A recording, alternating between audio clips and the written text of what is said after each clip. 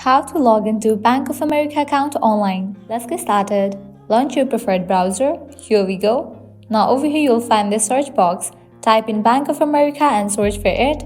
With that you will find this website link of Bank of America. Just open it. With that you will be directed to the official website of Bank of America. Now at the top right you will find the option of login. Click on it. With that you will be directed to the login page. Now from this page you can easily log into your account. All you have to do is type in your Bank of America account's credentials. So go ahead and type in your user ID and then type in the password. If you want to save your login info, toggle on for this option of Save ID. In the case you have forgotten your password or ID, you can click on this option and recover it.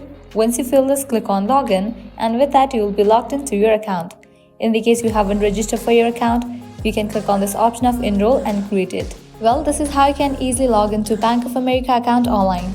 At the end, if you guys find this video helpful, don't forget to like, share and subscribe to our channel. Thank you.